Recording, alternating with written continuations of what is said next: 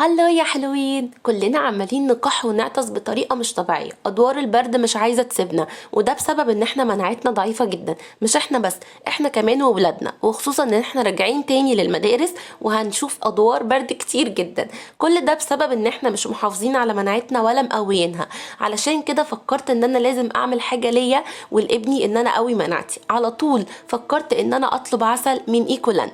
طيب اشمعنى اخترت إيكولاند اللي أجيب منهم العسل؟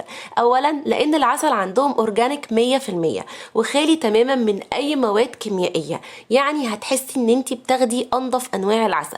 وانا اخترت من عندهم عسل السدر الجبلي خصوصا الفتره دي. ليه بقى؟ لانه بيرفع مناعه الجسم جدا وليه تاثير قوي جدا في مقاومه الفيروسات، وخصوصا الفيروسات الشتويه اللي بتصيب الجهاز التنفسي. ده غير ان هو بيحتوي على نسبه كبيره جدا من مضادات الاكسده، وده اللي احنا محتاجينه في الفتره دي خصوصا.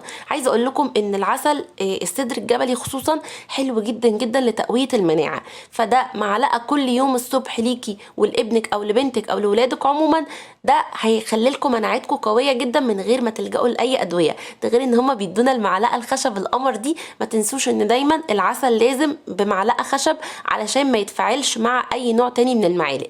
ده بقى كان تاني نوع عسل جربته من عندهم، هو عسل الشمر الجبلي. عايزه اقول لكم ان عسل الشمر الجبلي برضو يعني بيعتبر علاج فعال لطرد البلغم. انتم متخيلين؟ بيهدي الجهاز الهضمي جدا، وكمان ممتاز لعلاج قرحه المعده والقولون، وبيعالج كمان جميع مشاكل الشعر، وبيقضي على اضطرابات الجهاز الهضمي، وكمان يعني عسر الهضم لو موجود عندكم. عايزه اقول لكم بجد بجد كمان الشمر الجبلي من احسن انواع العسل علشان صحتنا.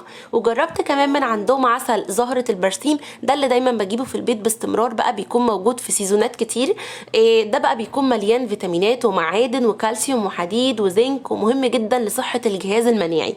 وكمان جربت عسل زهرة السمسم، وده كنت أول مرة أجربه، كمان ما كنتش أعرف إن هو موجود. مش بس عندهم كده، عندهم كمان الزيوت الخام زي ما انتوا شايفين كده. جربت من عندهم زيت الجوجوبا وزيت الجرجير، وطبعا الاتنين دول للشعر مش عايزة أقول لكم.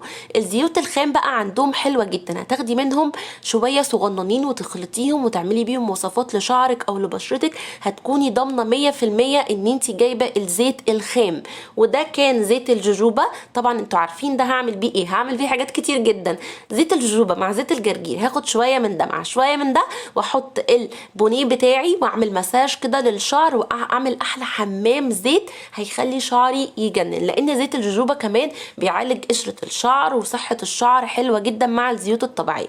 بجد اتبسطت جدا من تجربتي للعسل والزيوت من عند ايكولاند. ومش بس كده، جايبه لكم كمان خصم من عندهم 5% على الزيوت، ولاي حد من عندي خصم 10% على العسل. بنصحكم ان انتوا تجربوا العسل من عندهم، خصوصا الفتره اللي احنا فيها دي مهم جدا ان احنا نقوي مناعتنا بالعسل الحلو ده، لانه اورجانيك 100% وهيعجبكم جدا جدا.